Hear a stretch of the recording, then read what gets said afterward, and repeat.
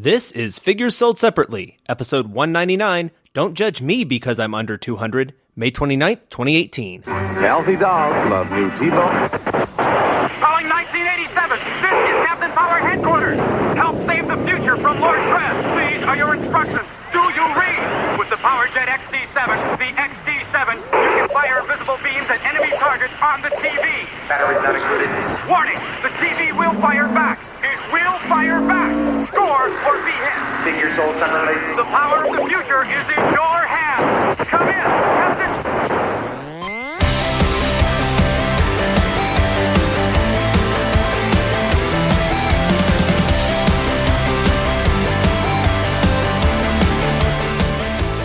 It sucked me back in.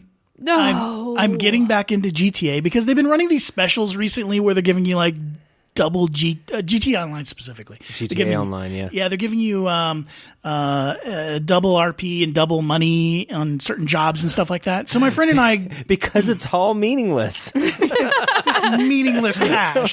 Here, have some money. It's not real. Yeah, so Hey, Matt, here's 800 here's 800 Figures Sold Separately bucks. There you go. It's worth about that much. They're redeemable in our company store.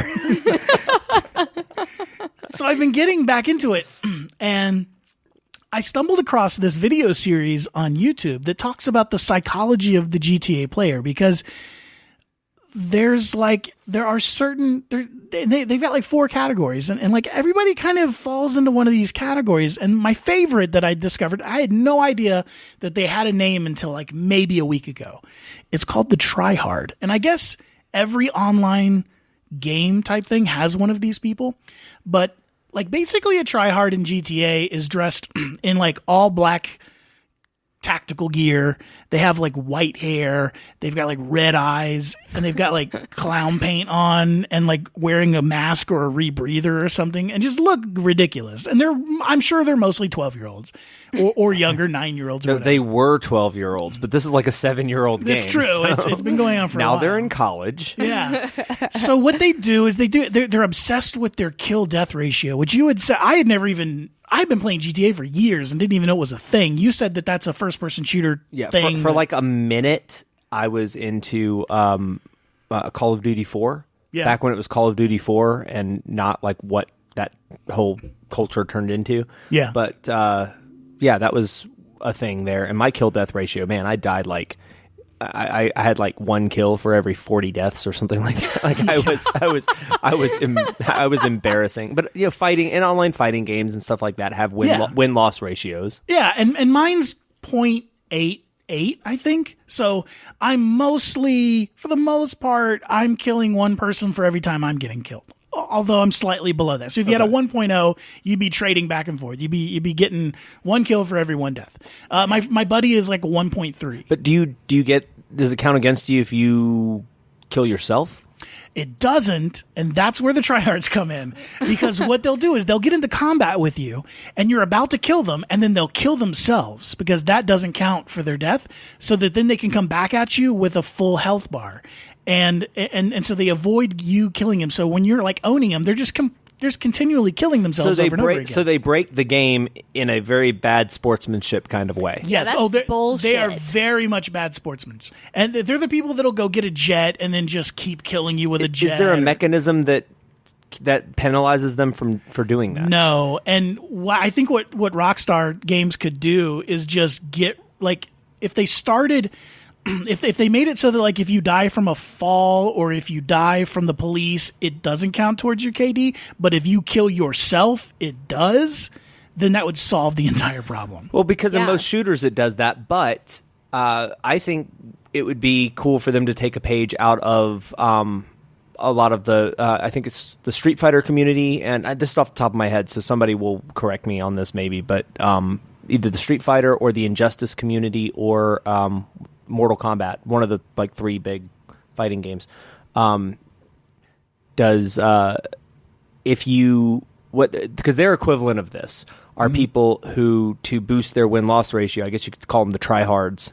In Which that I love realm, that game because they try so hard. Yeah, in that realm, I lost friends in the fighting game community who were like into fighting. Like the most important thing in life was to be good at Street Fighter, which I don't. Not knocking that if that's your hobby or whatever. Yeah. But holy crap! Like some people are really like scary about it when it comes to like value judgments on people who don't play Street Fighter. Oh yeah, and that kind of thing. Oh, and they're also shit talkers. They Absolutely. they will at the drop of a hat shit talk you. It's the moment where you kind of go like, you know, that like, because I'm a giant fanboy about stuff, but I have no illusions about like people who aren't into my fandoms being inferior people to me. You know, and that's where it starts. But anyway, but there are these people that to enhance their kill-death ratio, or their I guess in this case, win-loss ratio, if they're about to lose, they disconnect. Oh, yeah. And then they go back in. And what they've started doing, for a while, they had penalties that you could that you would pay in your win-loss ratio if you disconnected. It was like more than twice, if you disconnected like more than once a day or something like that. But and GTA does have that. Like if you're in a mission, you rage quit out of a mission or a race or something, they'll penalize you for that. Because that kind of thing can happen. But what a lot of these fighting games have ended up doing, and I think this is brilliant, is they've basically just started marking those people and putting them all in their own server. So now you can be in like the server full of people who disconnect if they're about to lose, and so everyone in this entire server disconnects when they're about to lose, and it's not fun for anybody anymore. So, fun fact, GTA has something like that. It's called the bad sport lobby. But the main way you get into a bad sport lobby is you just keep blowing up people's cars for no reason. But like, I think that there should be other criteria that can get you dumped into. Yeah, that's a pretty specific thing. Yeah, because I'm thinking, you know, if that's what's fun for this subset of people, if these tryhards, if they have fun doing this, great. Put them in a lobby full of everybody else that does that, and let that be their game. Can I kill myself before you kill me? And let that be, like, if that's a game mechanic that they've invented for themselves, then put them all in their own. Okay, let them have fun. And what I love is that people think that. So like I'm a level 194 right now, I think. Oh wow! And so I mean I'm a good player. There are people that are way higher ranked than I am that have been playing the same amount of time as, because I take long breaks. What's the level cap now? I think it's like 1,000. I think 1,000 is the level cap. It used to be 100 back when I played that game. Yeah, no, I'm often playing against 3s, 4s, 500s. But like those are just people that have just played for. But like don't judge me because although there are a lot of like 50s and 60s still. Like there's people who are just now coming into the game. Right. But don't judge me because I'm like under 200 and my KD is like 0.88. Because I will own the fuck out of you, and Tyler will too, and that's some serious smack talk there, Matt. But I don't smack talk. I'm just saying we're good players, and I have in the last 3 days made multiple tryhards, and you can spot the tryhards because you look at their little profile picture, and they have that tryhard look, and then their KD is like 3.5. So you're like, bam, I know you're a tryhard. I have made so many of them rage quit over the last few days because they come in, like Tyler and I will just the two of us will like do a stand your ground. We're just like, okay, we have to take this like courtyard in a residential area of the city, and we have to like keep everyone out from it and defend it at all costs for like 18 minutes. It's a long thing. And all these people come at us, and you know, we'll have yesterday we had like 7 or 8 people coming at us and using all those try-hard tactics of killing yourself, and then they'll get jets, and they'll come in with a tank, and like, you know, and you're like, God damn, guys, and we'll fend them off, and we made all of them rage quit because they just get so mad that we're owning them, and it's like I'm not gonna talk smack to you, and I'm dressed like a normal person, man. My character's got like a suit on and wearing sunglasses. Well, and it makes you wonder if it occurs to these people that if you're that level because you cheat a lot, then you're not going to be a better player than people who are lower levels than you. Exactly. You know, your level means nothing if you come by it by sort of ill-gotten gains, which is the name of one of the DLCs. That's funny. So it has been a while, changing subjects. It's been a while since we've actually like sat down with all of our equipment and like recorded a proper episode of SS. I think this is $199 into too. The Matrix. This is. I was just getting ready to check that. No. $199. Yeah. We're gonna be recording our 200th episode, which we had these grand plans of like doing something special for our 200th. We'll do something cool for 250. Yeah, because like, spoiler alert, we've got jobs and like shit gets busy, man. Like I just do not have any time. So Besides, if you include all the special episodes and everything, we're probably more at like 215 or something. yeah, I should go back and like count like all the episodes we've ever. Well, you can posted. just go on the I'm pretty you sure can just go we're- on the Spreaker and see how many entries we have. But Yeah, it's- yeah, but that requires It's a some bunch. time. And Yeah, it's a bunch. It's a bunch. We have a bunch. But yeah, figures sold separately at this is FSS episode 199. Podcast. Yeah, 199. So At FSS Podcast on the Twitter. So get on the Twitter and talk at us. talk your smack. Yeah. And if you like the show, do subscribe and write. Do us a solid, which we'd really, really love, especially if you listen to us on a regular basis. But go on your iTunes, go places that that you can give us a good review and give us a good review, and like us up and write something about what you like about the show. Take 2 minutes out of your day and do that. It would mean a lot to us. Yeah, I mean, because like we don't e-beg, we don't Right. run a Patreon. We're doing this for fun. Not yet. Maybe one day. Yeah, but like, Wait, what is e-begging? e-begging is like going online and just say, "Hey, I'm making money for you. Like, you throw me some dollars." It's something I don't fault people for, but a derogatory term for that sometimes is e-begging, which I don't agree with. I think that because I will often throw some money if someone gives me a way to throw a little bit of money their way, and it's something I really enjoy, I'll do it. Yeah, Like us too. Patreon is cool. Patreon's a way to do that. Coffee, that Right. You know, that coffee service where it kind of integrates with PayPal, where you can like send cool. send like Send people you coffee? basically tipping people. They call it coffee, but it's like it's tipping. It's spelled KOFFE. Something weird. Kofefe. Yeah, you know how like how Silicon Valley startups are. They'll make themselves Yeah, it's a like name. you have to sound it out before you realize it's a totally normal word. They we just don't jacked it we up. don't currently have a Patreon, but you can mail us cash.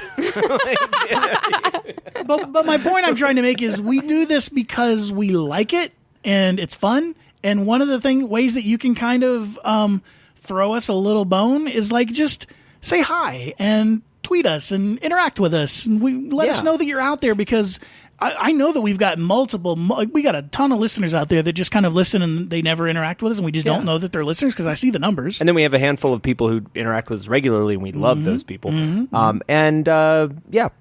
So like us up and tell your friends and give us a like on Facebook and all that jazz. But I'm Ken at MultiverseAVL on Twitter.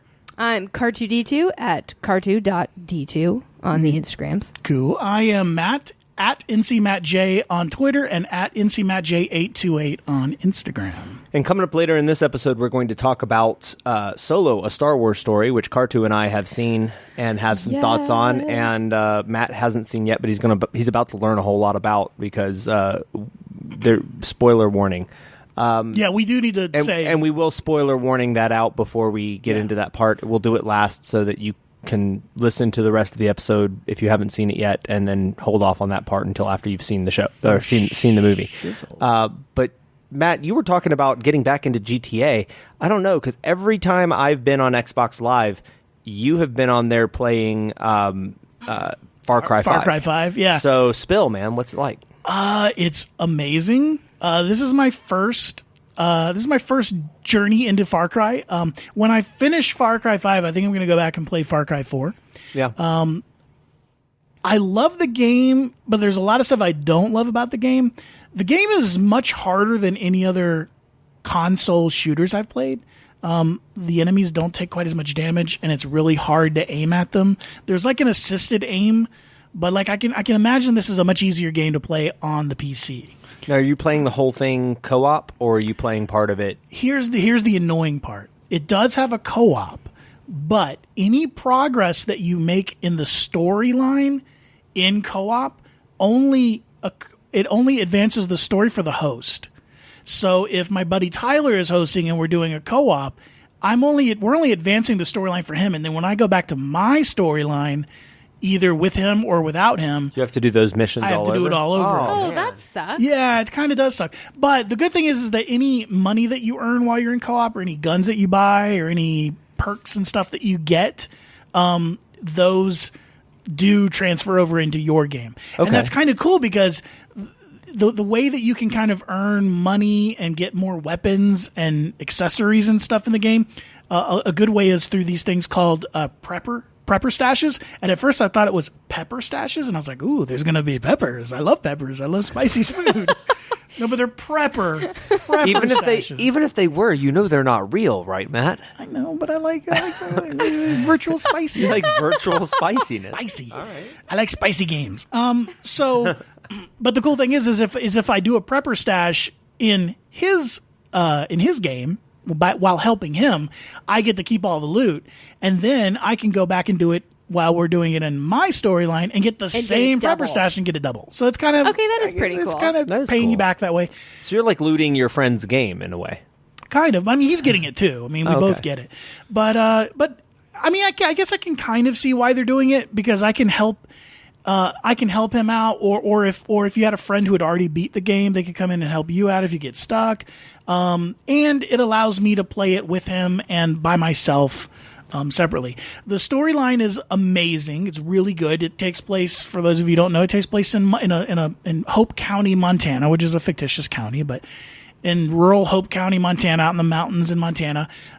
You're a sheriff's deputy, which I didn't realize until I actually literally started up the game, and I was like, Tyler, you didn't tell me I get to play a cop. This is awesome. But you're playing a sheriff's deputy, a rookie sheriff's deputy, and it basically ends up being that you just have to kick ass and take names, and it's basically you, and there's some really fun things, like you can hire other people, so you encounter people along the way. So there's a female sniper who was in the army, and she's an expert marksman and a sniper.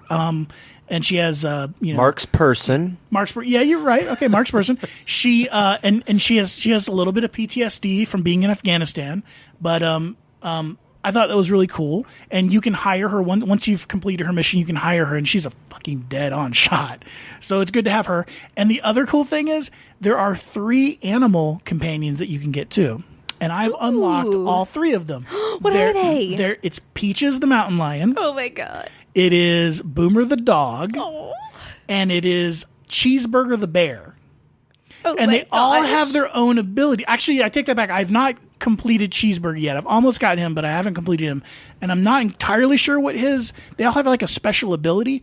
Cheeseburgers, I think, he'll just maul the fuck out of people.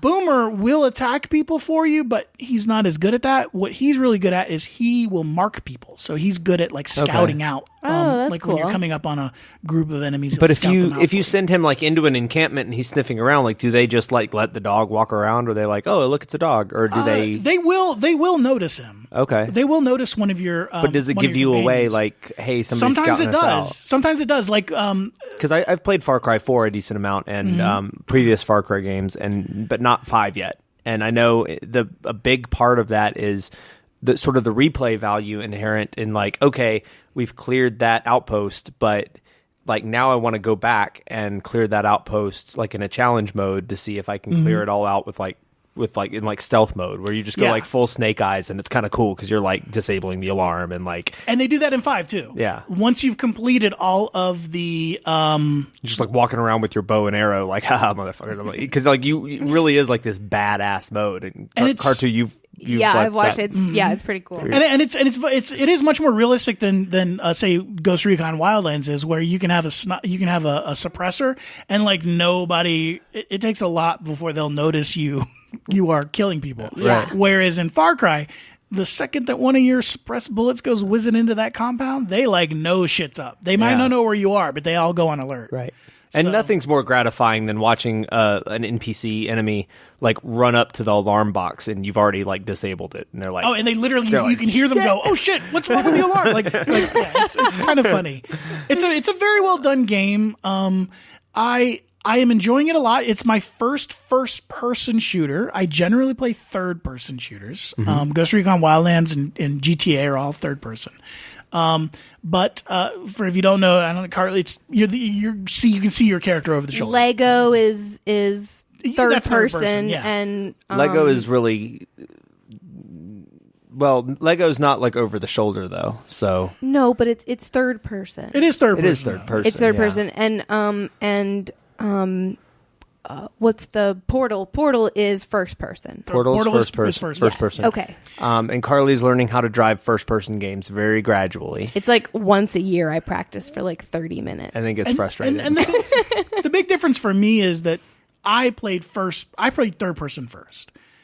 Well, I mean, unless you count like freaking Wolfenstein back in the day. And Janae, who you guys, if you're really old school on the show, have heard on the show before, plays first-person games, but she's one of those invert X-axis look people, inverted look players where you're just like...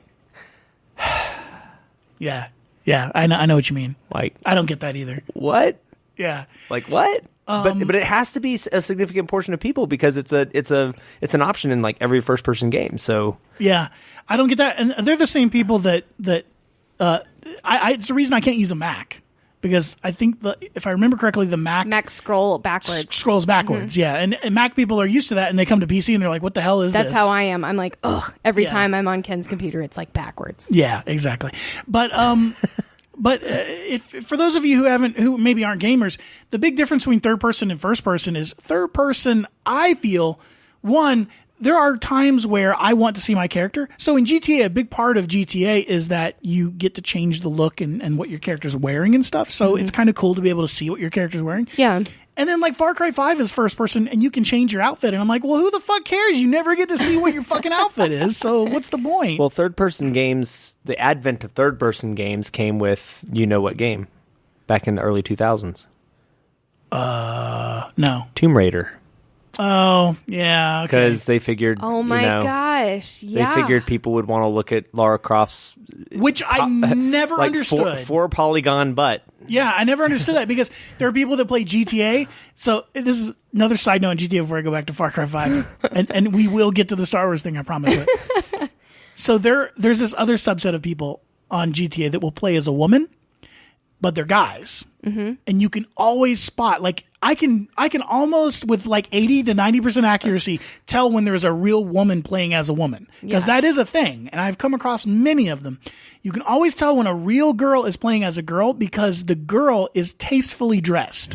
They're dressed in like slacks and like a business attire, or they're dressed in like tactical attire with a ponytail or something. Yeah. When there's a kid playing as a girl, they're running around in like lingerie with like stockings and garter belts and like a fucking string bikini or something. Like, yeah, that's a dude.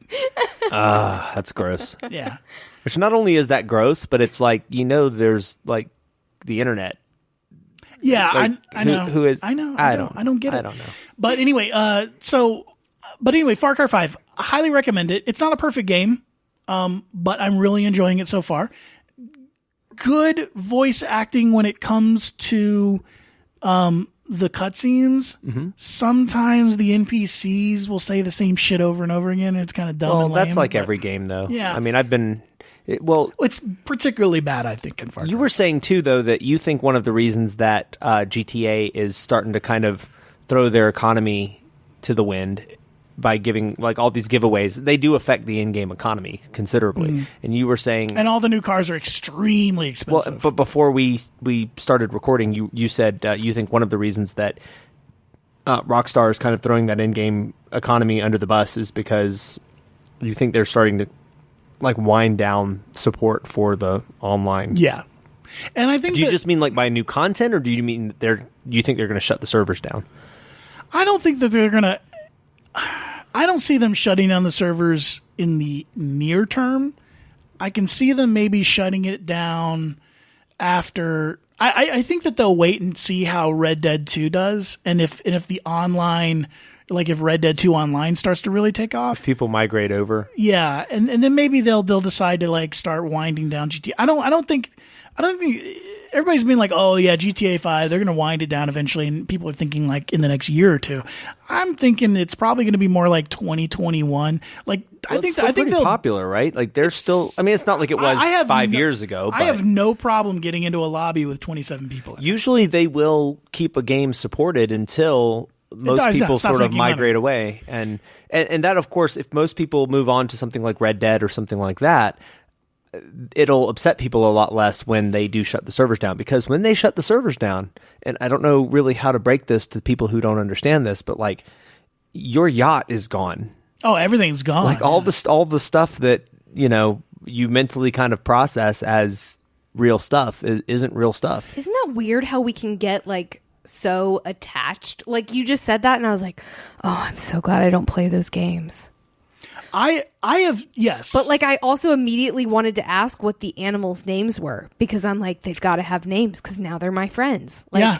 But you do Humans play are those. so But you do play those weird. games because you play app games, and it's the same idea Yeah. where you accumulate. And I've things. spent true. real That's money. true. I've spent real money on GTA 5. I probably spent $400-ish over the years in GTA 5. That's not much considering how much fun you've gotten out of it. Oh no! Yeah, that's I have like a no problem great with that. hobby. I have no problem with it, but it's like eventually, you're right. When they shut down that server, that all goes away. And here's the thing about But there are people who are going to be angry when that happens because they I won't be. individually feel entitled to all the stuff that they've heavy quotation marks bought. no, I mean, I don't it's see like, how anyone can be mad about it. I mean, the game's been around since 2013. You've had a long time, a long fruitful career. It's time to let it go. It's time to shut it down. It's time to get out of this life. I can definitely see though. Everybody kind of. There was a game recently that does. It was one of the old Star Wars games, maybe, but it was an old game that had come out in like 2005, and it was like in 2011 or 12 or something. They shut it down for the last time, and everybody kind of gathered and was like, it was a countdown party, and everybody. And I can totally see Was it GTA like doing Ultima that. Online or something?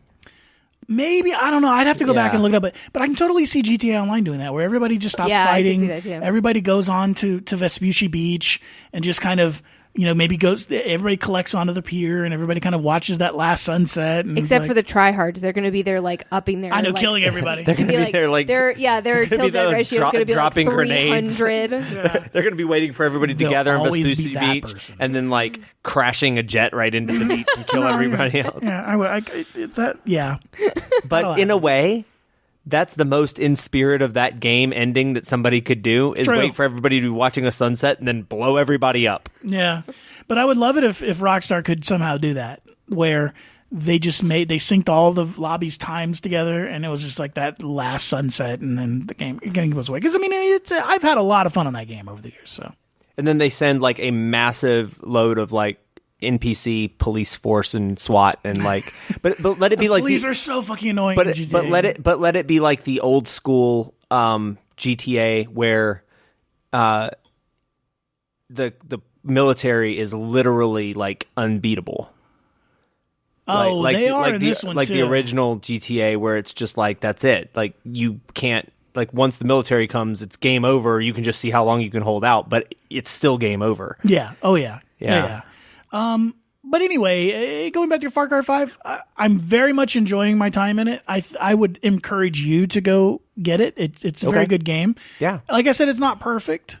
But I'm having a lot of fun at it. It is getting progressively harder, and it is a hard game to begin with. It is by far the hardest game I've ever played. Wow. But like it is hard in a fun way. The Matt. storyline's good. Matt, Yeah. get good. Yeah. Take the L. Lels. Get good. Get good. Get good. So anyway, What's your brain break, Car2? oh, was that my brain bake? Well, what are you doing other things with your spare time? A little, but that's Ooh, okay. I can detail. save it to another. I've been talking for a long time about my shit. This is my gaming stuff. I've been watching The Expanse, and I've been watching. Let's do Car2 and then me, and then we'll do you again. Oh yeah, all right. All right. It's a wrap. Oh God. Oh no. Now I need to put a content warning on this episode. I know, right? I have fallen in love with the Karate Kid franchise. Oh. It's The so- entire in its Yes. entirety. Well, Including okay, first and second movies, and then the now currently just released. the TV series. Yeah. Yeah, Well, through and we talked YouTube about Red. this on the last episode, but Car2 Yeah, but watched this is like an update. the first Karate Kid movie and the second one, and then half of the third one. Like exactly half. like of the exactly third Is one. the third of the one third with one. what's her name? No, that's the fourth one. That's the fourth one. Okay. Yeah. And then the fifth one was with like the little kid. Like Yeah, but that one's not. That's a reboot. it was recently. Okay, it was a review. Okay, 'Cause that didn't go anywhere. And we are in the age now of franchises getting reboots and then getting continuations of the original pre-rebooted franchise. Yeah. Which is really kind of interesting. Like with Star Trek yeah. and with Well, Star Trek wasn't technically a reboot. As like Yeah, but like to then go back Yeah. and say this is in the original continuity. Yeah. And so Yeah, the yeah. Karate Kid, they have Cobra Kai now, which doesn't involve like the rebooted Karate Kid from a few years back. It has to do with the original franchise, and it would be like them making more Ghostbusters content that's like outside, that's like in the original continuity, which they probably will sooner or later. Yeah, Which they by- probably will. By the way, side note: Star Trek Discovery is filming second season now. So. Nice. Can we need to finish the first one? Oh my God! Yes, you Yeah. haven't finished the first one. Yeah, No, we haven't. No, Ooh. no. You can borrow. We'll talk after the show. I was about to say something. Oh, wait, it's fine. You can borrow your password. You can borrow my password for That'd be cool. CBS All Access. Yeah, that'd can be do that. awesome. Sweet. Mine's commercial free too. That means you'll get to like lurk our viewing habits. That's one of the craziest / weirdest / coolest things about sharing a password with somebody on a streaming media service is like silently judging their viewing habits. Oh, Where it's yeah, like, definitely. Where it's like recently viewed, say yes to the dress, and you're like, Really? you're like, who on my account's been watching Say Yes to the Dress? Have I told you about my? Have I told you I shared? I bought my parents an Amazon Echo for Christmas. And so instead of just like setting them up on their own account and stuff, I just let them use my Amazon Prime Music Unlimited, which is kind of like Yeah. Spotify but for Amazon. Yeah. Except that shot me in the foot because now whenever I go to listen to something and I want like the suggestions inside the app are all country music, which I can't stand, but my dad listens to. So it's just all country, like pop country and stuff. I'm like, oh Jesus. So now I've given them their own account and I've got them all set Well, up. and if you've ever gone into your Netflix account or something like that, we're getting kind of off track here, but Hey, that's all right. We're getting in. If you've ever gone into like Listen to this show. if you've gone into somebody's gone into your Netflix account and just out of curiosity started the first 5 minutes of an episode of something that you don't know if you'll be into or not, and you're like, nah, that's not for me, and so you exit out of it, and for the next 4 months, Yeah. all Netflix is like, oh, you watched 5 minutes of this one show one time Especially if it's one of their shows. because of your interest in that. But then Yeah. their algorithm is also really weird to the sense that it'll be like, because you like the Saw franchise, have you considered My Little Pony: Friendship is Magic? And you're like, What? and then you think about it for a moment, and you're like, yeah, that kind of makes sense. Well, let's go back to your brain break. So have you been watching the YouTube Yes. Red? Yes. Unfortunate name, by the way, because it sounds like a porn site. But But they're changing it. It's Are they? YouTube Premium starting the beginning Oh, of thank next God! month. Yeah. Because come on, YouTube. Did you not? Well, and they're also launching the update to YouTube Music, which is a straight out Spotify rep, but it comes with your YouTube membership. Oh, I wondered how that cool. worked. Did you have to always watch the video for Hey, music? YouTube Red or YouTube Premium, as they're going to call it, is $13 a month, and it is That's a lot. but I get my use out of it just from being able to download videos for all the time I spend in the car. Mm-hmm. I download 50 videos that I just Ken, you're not watching videos in the way. no, but I'm listening to them. Okay. I'm listening to them. Okay. Yeah, I think it's a good value, and you get these premium shows like Cobra Kai. which are so I'm guessing that YouTube is going the way of every other streaming service ever, and they now have their own production company. Yes. Well, kind of. I think Cobra Kai was in production, and I think they poured some money in. I think they sought I think they sold the show to I think the way things are a lot of these production companies are behaving now is you have Netflix and some of these places that they actually produce the shows, right? But then you have others that are produced by a third party, okay, and then they're that's like Unbreakable Kimmy Schmidt is produced by NBC Universal. Yeah, but right. it's on But Netflix. it's It's on original. Netflix, and the way that they described it being launched is while it was being made, they approached Netflix, and Netflix was like watched the pilot, and they were like, yeah, it's not ours. And then which is surprising because there's some bullshit on Netflix right now. and then they went to Hulu, know, and then they right? finally went to YouTube Red. And YouTube Red, let's be honest, they needed this because YouTube Red hasn't had most of their YouTube Red exclusive content has been stuff done by prominent YouTube people. Right. And YouTube watchers don't spend money. Well, and generally, yeah, there's not a huge volume of like, I really want to see like my favorite YouTuber, but like with a budget. There's not a Right. huge market for that. But then Also, they've had a problem with their YouTube people not managing their brands properly. PewDiePie. there's been a little bit of that. yeah. But and one might argue like that might be what YouTube is for, but like not like PewDiePie, but I'm saying like Well, let's go back to this show. but going back to this, like Yeah, so one of my biggest things that after we watched the first and second movie, because what I loved about it was there are these very complex characters. The story has a lot of nuance. It's character driven and it's very interesting. Like, yes, there's there is action sequences and that sort of thing, but the first two movies, and I thought this was definitely the strongest, is that they're character driven. And so I was really, really hoping that the YouTube series would also be character driven.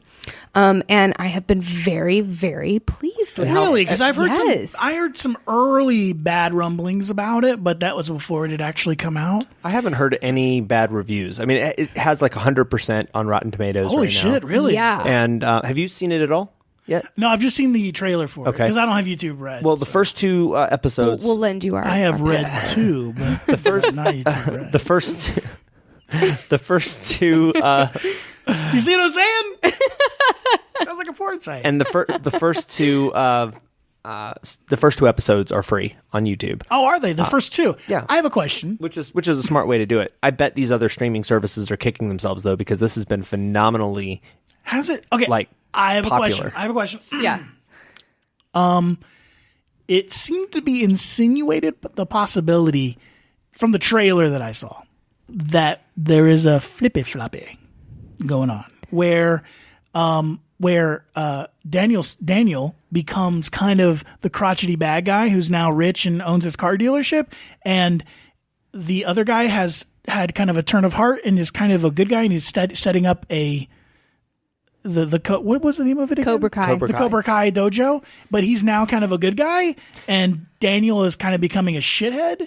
Well, okay, so it's way more complicated. yeah, it's way than more that, complicated, which is But that's we what I kind love of about it. can't get into that because Because I'm only halfway through. yeah, and And we don't want to spoil and it. it's Yeah. and to talk about that aspect of the premise, it's ambiguous enough that you don't want to get into it. Okay, for but fear of spoiling but it stuff. is not black and white anymore. They're going into No. shades of gray. Well, Yeah, it is. And I in, like that. And in Yeah. a way, it never really was black and white. That's kind of what I we agree. what we were saying in the last episode about the third movie and the fourth movie that didn't really like jive very well. Was like you just had these like drippingly evil bad guys, and then you had Daniel and Mr. Miyagi, and they were like the good guys. And in the first two Karate Kid movies, you had to some extent villains that were like kind of just like dicks, but they weren't like they were teenagers. villains. They were teenagers. Exactly. Yeah, like I mean, like in the original Karate Kid, there's a very strong case that like Johnny has a redemptive arc. You know, like he's a jackass, but like in that sweep the leg moment, you can tell that he's like, this dude is fucking nuts. You know, that he goes out there and like hurts Daniel less because he's a bad person, more because like he's afraid of his own sensei and like Right. what he would do to him if he didn't do what he told him to do. Also, I think that just side note, we've had a lot of this episode, but Johnny and Daniel, or which is Ralph Macchio and I forget the other guy's name, Billy Zabka. Billy Zabka. Those two do not look like they used to. Especially Ralph Macchio looks nothing like he did when he was a Well, kid. but Ralph Macchio also to this day does not look like a man in his mid-50s. He doesn't. No, he does. He looks like he's in his 30s. Yeah, did you know he was 28 when they filmed the third Shut up. Karate Kid? Yeah. Yeah, he was pushing 30. Also today, Ralph Macchio, handsome dude. Oh yeah, super handsome. Very, very good looking guy. Yeah. In fact, the Actually, both of them. reason. Zabka is too. Yeah, I think so too. Yeah. The reason actually that in the third movie, the girl isn't his love interest is because he had just gotten married and he didn't want like to make his brand new wife uncomfortable. So they at the last minute changed the storyline. Wow. Is he still married to that woman? Who knows? I'm guessing I probably not. don't know. Who If there's that knows? much jealousy in the I don't relationship, know. But none of us know anything about that. All right, so we need to get into Star Wars, into Solo now. What about my brain break? Okay, we'll make it quick because we're already 38 minutes in, motherfucker. Look, I'm just trying to move us along. I can save my brain break for the beginning of the next episode. Go ahead. No, I'll do it. No, Can you do it in like 5 minutes? nah. Yeah, have you met Ken? No, he can't do his brain break in 5 minutes. Getting back to your Love you, baby. yeah, getting back to your Get a room. to your brain break card too. Yes. You're about halfway through, and Yeah. and I marathon this sucker like in 2 days, so I've already seen the entirety of Cobra Kai. Oh, I can. but I'm tell watching it again. I saw the trailer and I was like, oh, this is Ken's gonna be all over this shit. I think you'd like it. You should watch it before the next time we If record. it's That'd be free, good. I'll check it out. Yeah. Yeah, it'd be good. But yeah, I think you're about halfway. Yeah, so I'm far, halfway. So I'm far good. thoroughly enjoying it. So the takeaway so far is everybody go out and watch Cobra Kai and play Far Cry 5. yeah. And 100% on Rotten Tomatoes. You can't kind of go wrong. Damn. figures sold separately. All the best of the stuff you should have enjoyed starting about 2 weeks ago. We're very timely. We're a little time shifted. But you know what? If you're just kind of slow into getting to our episodes, it's going to make all the sense. All the exactly. hottest stuff of 2 months. Two 2 months. Sometimes 2 months ago. Yeah.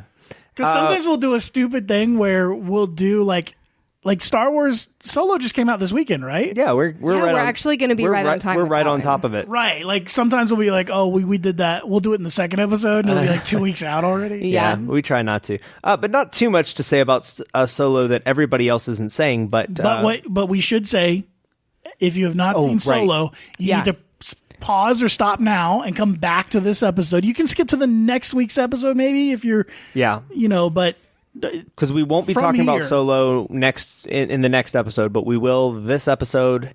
So yeah, this is your spoiler warning, so I'm Matt. and I'm Ken. And I'm Cartu. And if you haven't seen Solo, Then Bye. and then what I did in the last episode, the girl from Ipanema. Didn't you listen to that one? We did the little elevator music break. Yeah. all right, so you have been fairly and thoroughly warned at this point. So okay, still here? Are they gone? Okay. Now I should say that I have not seen Solo, Oh well, bye, Matt. but you see you later. But I told you guys I'm fine with you guys talking about it because it for whatever reason I'm not as interested in this, and I think maybe it's because it's a prequel, so I kind of know where everything's going eventually. Matt, this What? segment's about Solo, not how aloof you are. No, I'm not aloof because I am going to see it. I'm probably going to see it tomorrow or Tuesday. Here's the thing. Here's the thing. Here's the thing with me and movies. Okay. Fucking shut up. Okay. You guys live in Asheville. You guys live literally a mile and a half from like the movie theater in Asheville. The Yeah, it's stadium seating and the pretty 5-story fucking film, the screen and shit. Yeah. I live out in Haywood County, so I live like 30 miles west of Asheville. And there is no movie theater in Haywood County at all. There used to be an old shitty one, and my now there's not gosh. one at all. Yeah, I know. Like, Waynesville's got like 10,000 people. We don't have a movie theater. Now, there is one in Silva. It's kind of a little a janky, like, independent theater. But it does show new movies, and it's comfortable and stuff. But it's not like stadium seating, beautiful. Yeah. It's just like... You don't get your own recliner. No, it's sit in your fucking seat and watch the goddamn movie. You want popcorn? Fucking come out here and get it. Yeah. They're that kind of thing. There's a nice one in Cherokee that's like stadium seating, but like, so I can catch one when I'm on my way home from work, but like it's tough for me to get to see new movies. I generally will wait until they come on. Streaming service rent them or stream Blockbuster them. Video. I wait till they come out in Blockbuster Video. Apparently, the neighborhood you live in is from like 1995. So I wait till they come to Blockbuster Video. I have to fly to Anchorage, Alaska, then rent it from Blockbuster. This is the only Blockbusters left are there. but they have Russell Crowe's jockstrap now. So What? What? what? What Yeah. the fuck are you talking about? Oh, from John Oliver went to the last week tonight. Bought. They went to like a movie memorabilia auction, and they bought Russell Crowe's like gladiator Okay. cod piece Okay. and mailed it to One of the few to the remaining Blockbuster Blockbuster videos. in Anchorage, Alaska. Yeah.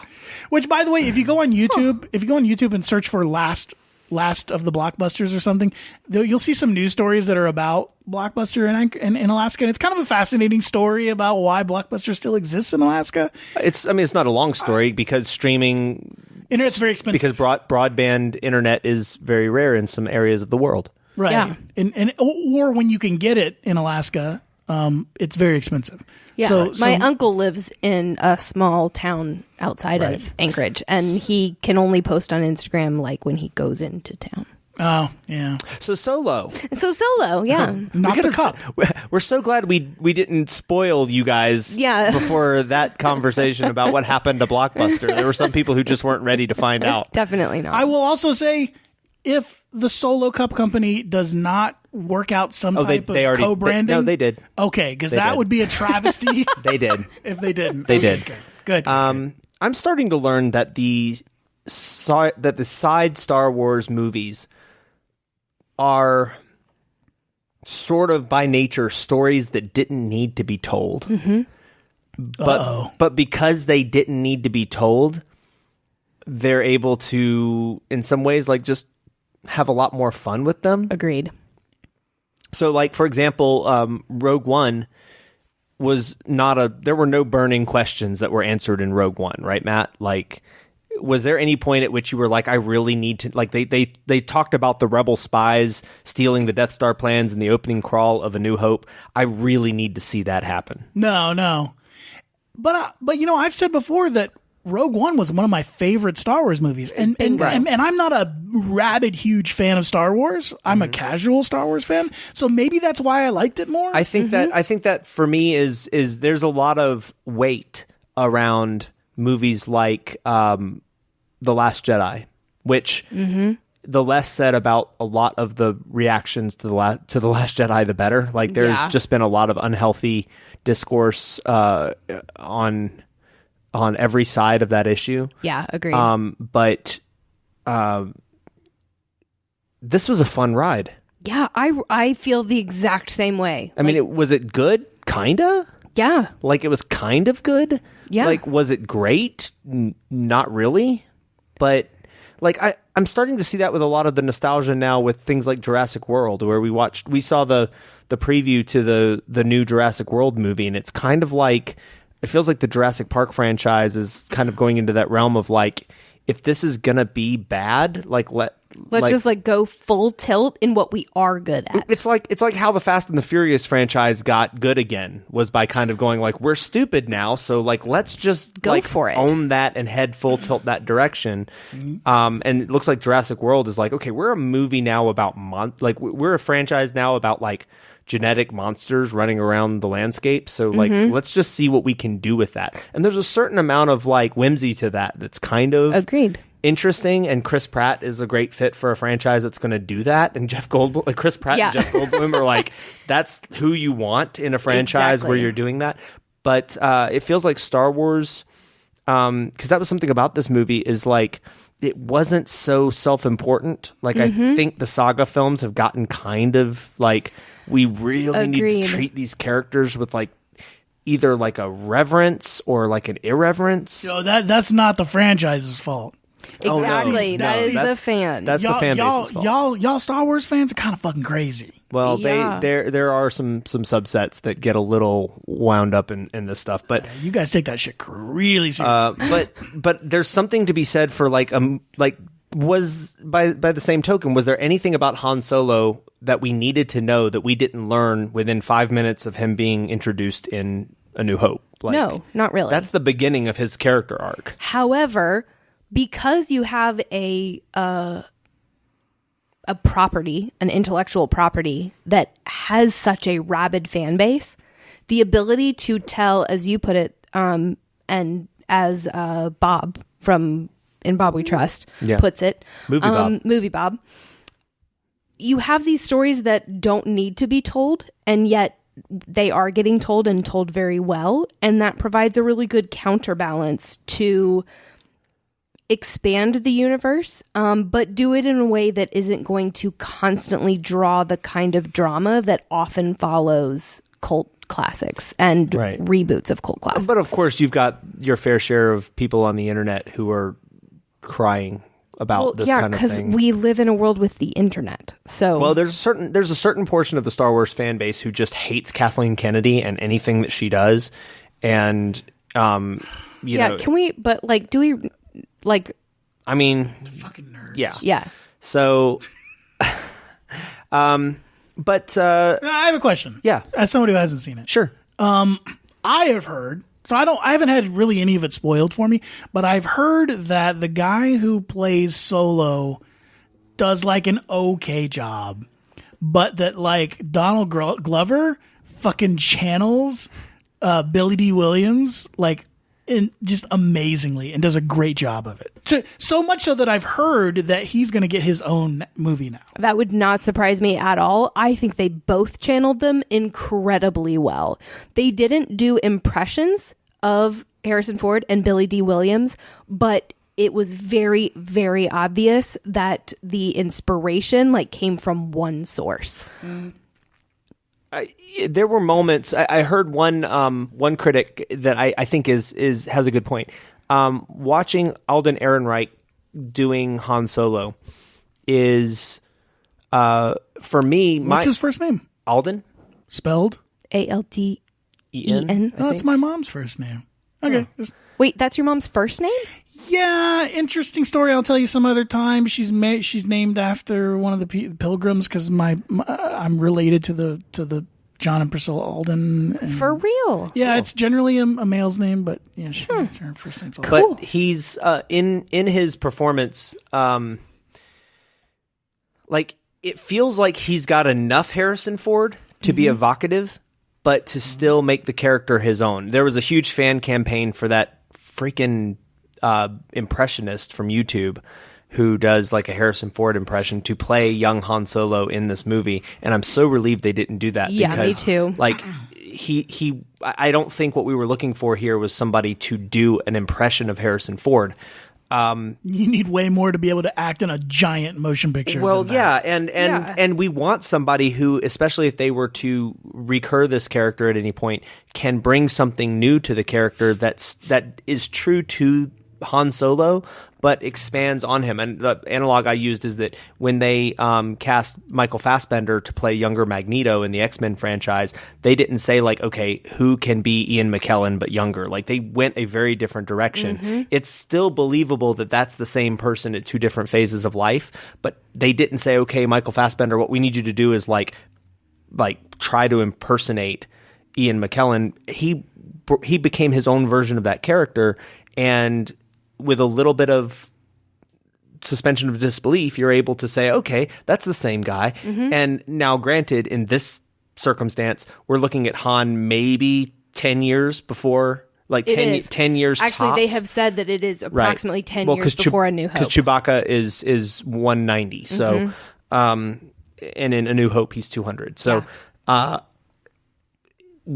so him being just evocative enough where you see little bits of Harrison Ford in the performance, but he's not exactly that. And I heard a critic saying like it was like watching somebody do an accent, and in some moments the accent is dead on, and in some cases the accent is it like slips off a little.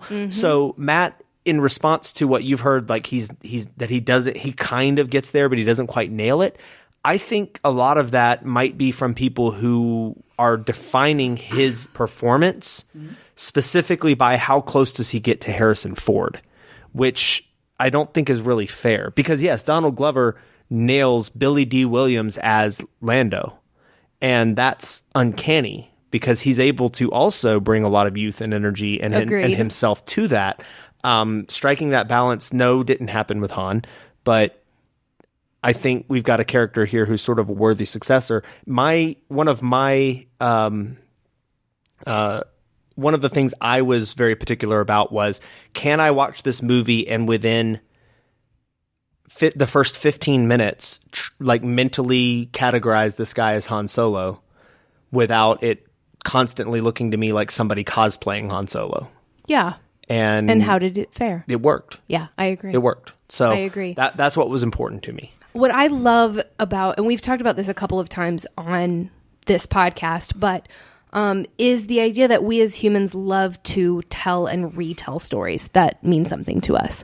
And so I think especially in this age of what is available to us as far as technology and the internet and large funding for multiple projects and all of that stuff, we as humans have always retold stories, and we're only going to continue to do that and find new ways to do that. And this was just another wonderful example of a new generation sitting around the fire and putting their spin on a beloved story. Some of the things in particular that I liked, there were some moments with the character L7. Yes. L773, the new or L337.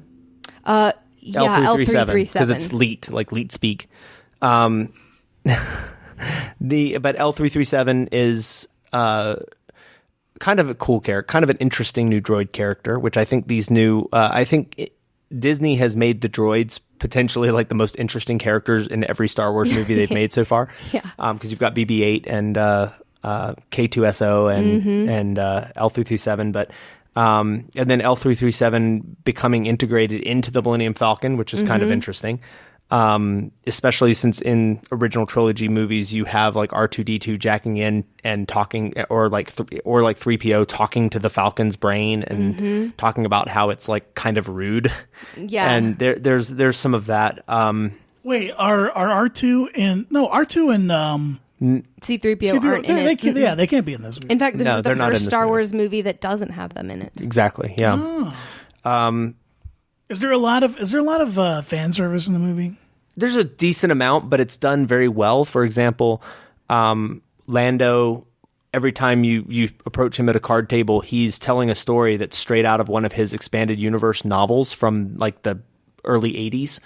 Before the Star Wars EU became like this giant monolithic thing, there were Lando Calrissian novels, and in one of them he's talking about like the Star Cave of Thambaka, and in another one he's talking about like the flame wind of the Ocean, which is like, these are like these are early 80s Star Wars novels. Yeah. They were not taking this stuff like super seriously at the time, and he's telling stories referencing those things at these tables, which lends you to believe that either those things are now canonical things that actually did happen to him earlier on, or these expanded universe things are like tall tales that he tells about himself, which I kind of think is even funnier that to too, think of yeah. it as like these EU things that are now like Star Wars legends really are like stories in universe that they tell. It's kind of like what I like about the legend of Luke Skywalker. Now we can, like the way that it was set up in The Last Jedi is like, now we can take all of the EU stuff about Luke Skywalker and just say like, oh, this stuff may not have actually happened, but these are things that people told about that character. So like fan service like that, where there's people who are like diehards like me who are going to hear that and go like, oh, that's cool. But like if you had been in there, you wouldn't have known that was fan service. And do we see how Chewbacca and Han Solo meet? Oh yeah, Cool. Oh yeah, yeah, for sure. and it's cool. By the way, don't hold back, man. You guys spoil the shit out of this. Like, Okay. Don't worry about me, man. All right, cool. Darth Maul's back. Yeah, what the fuck? Yeah, Wow, so really? Yeah. So Darth Maul is makes an appearance at the end of this one, and Yeah, I'm not one of the Darth Maul should have lived people. Now, if you've watched Clone Wars and Rebels, you know that Darth Maul has already returned to life in the Star Wars mythos. Yeah, I did not know that. It was a total Darth Maul shock. just shows up, played again by Ray Park, and voiced by Sam Witwer, who voices him in Clone Wars and Rebels, and he looks badass. Yeah. But he is he's half the man he used to be, and Wait, does he really? Is he only half? well, he's a robot from the waist down now. Oh my god. It's the most ludicrous revival of a wait. character I've ever seen. Because they but cut him in half in Phantom Menace. Yeah. Okay. So this Solo movie takes place I know. between I had to. Yes. oh, because 3 and 4. well, Yes. yeah, because Right, okay. prior to episode 1, Solo would have been like 4 years old. Okay, yeah, I know. I had to No, get this I straight did in the my head same because I'm thing in not the theater because I was like, wait, what? No, you got to remember, I'm not a giant Star Wars nerd, so sometimes it'll take me a second. I'm on the back end of the uptick on it, but now I hear you. I hear you. So Maul is now in his like 50s in this movie, and he's and we kind of know what happens to him before this, and we know what happens to him after this because of Star Wars Rebels. Well, some of us do. Because this takes place after Clone Wars and before Rebels. So we do know kind of Maul's ultimate fate as well. But at this stage, he is alive, and he is now back in the cinematic, which a lot of people take as an intention that like Solo will have more movies because it clearly sets up. But now that we live in the world of cinematic universes, I'm recognizing that they may have introduced him here, and he may pop back up in like the Obi-Wan movie, or like a completely different Solo Star Wars movie. Can I guess? Solo. Can I guess what happens to him in his like ultimate demise? I really, really hope they like cut him off at the shoulders and he becomes like a bust, and then like a robot from like the bust down, and then like they just keep like going higher and higher until the end. He's just like a pair of eyes and a forehead, and a brain. I will have revenge. It's like so his robot is but a scratch. He's like the Black Knight, merely a flesh wound. So the robot half replaces all the fun bits. Well, no wonder. Come on, it's Darth Maul. He's the Darth spiky Maul, bits yeah. on his head are the fun bits. Let's be honest. True. Well, so those things Rub my and horns. I was never a Darth Maul should have survived kind of guy. Like to me, like getting cut completely in half at the belly button is a pretty definitive death. It is pretty definitive. But yeah. I guess maybe they're setting it up so that the guy who died in the last movie, the Emperor guy, he's going to come back now. Why did a stab wound take out a stab wound that cauterized itself? Take out Qui-Gon Jinn, but Darth Maul gets cut in half and he lives. Maybe Qui-Gon Jinn is still alive too. Darth Maul. Maybe he has a robotic belly button now. Wait. Is Darth Maul human? No. So maybe all of his important shit is up here. Kind of like the Doctor, how he has two hearts and one's in his left Boy, and they cheek. exploit that all to hell, don't they? When they're like, oh, he got shot through the heart. Luckily, he has two hearts. They do that like once a season in Doctor Who. So, but I was happy with. I mean, they clearly sent up a lot of things that were fan servicey outside of just references, like making sure that we all know that Han is not afraid to shoot first. Yes, that was great. And making sure that like they don't. It's not like it's not. I mean, it's not on the nose like Han. You should shoot first. It's or a anything bit like on that. the nose. But it is worth it. There is a very clear moment where somebody is threatening him and Han just fucking blasts him. Okay. So it's more like that. But he doesn't then turn to the camera and wink.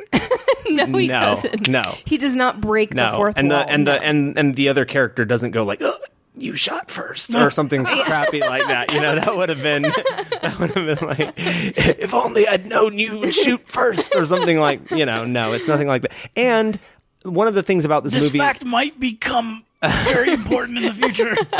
One of the things that I was most worried about was that this movie promised to show us the Kessel Run, which one of the things I liked about the original movie was the fact that Han boasting about the Kessel Run was always kind of ambiguous as to whether that was just horse shit or whether that was something that actually happened, the whole 12 parsecs thing. And I like the fact that they did show it, but they continued to leave it sort of ambiguous as to whether that was just him boasting versus something that actually happened the way he said it happened. Yeah. And that's important. That was important to me because I didn't want it to be the truth. Like I like the idea that when he's telling Luke and Obi-Wan in the cantina, like, oh, here's something I've done, and they're just kind of like, oh god, this fucking guy. Like I kind of like that idea of them going like, that's not true. Like you are totally full of shit. I know we're short on time. I have one more thought that I thought is really important for the for representation and the evolution of female roles in Star Wars. I don't believe in evolution. I'm just kidding. Go ahead. Damn it. Is that I love that that Kira's character